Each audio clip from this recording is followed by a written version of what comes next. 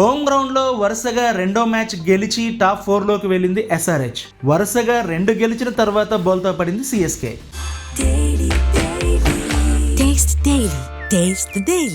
శనివారం సాయంత్రం SRH versus CSK match, అది హైదరాబాద్లో అంటే పరుగుల జాతరే అనుకున్నారు. కానీ చివరికి అది కాస్త డెత్ ఓవర్స్ థ్రిల్లర్ అయింది. అయినప్పటికీ స్కోర్ కూడా తక్కువేం కాదు. 2 జట్లు కూడా మంచి స్కోర్నే బోర్డుపై ఉంచాయి. టాస్ గెలిచిన చెన్నై ఫీల్డింగ్ ఎంచుకోగా సన్ రైజర్స్ హైదరాబాద్ అటాకింగ్తోనే ఇన్నింగ్స్ మొదలుపెట్టింది. 5వ ఓవర్ దాకా ఓ మోస్తరుగా వెళ్తున్నటువంటి ఇన్నింగ్స్ అభిషేక్ శర్మ మాథ్యూ ఓవర్ని ఊచకోత కోయడంతో ఓ రేంజ్లోకి వెళ్ళింది. ఆ ఓవర్లో 3 4లు 2 6లు లాగించేశాడు. దీంతో 15 బంతుల్లోనే అతని హాఫ్ సెంచరీ పూర్తయింది.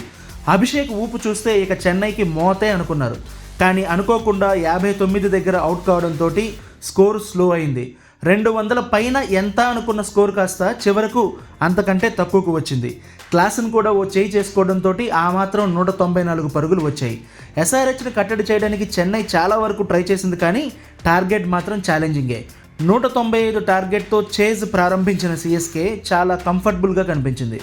సంజు శాంసన్ను నితీష్ అవుట్ చేశాక ఆయుష్ మాత్రే రుతురాజ్ రన్ రేట్ పడకుండా ఆపారు. అయితే ఇక్కడే అసలు కథ మొదలైంది.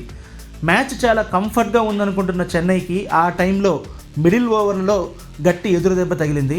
ఎస్ఆర్హెచ్ బౌలర్లు డెత్ ఓవర్లలో పూర్తి మాస్టర్ క్లాస్ చూపించారు. ముఖ్యంగా 15, 16, 17 ఓవర్లు కలిపి కేవలం 20 పరుగులే వచ్చాయి.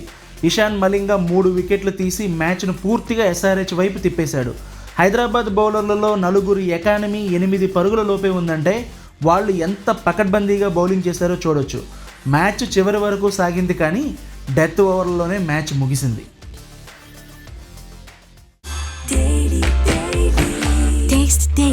Taste the Daily.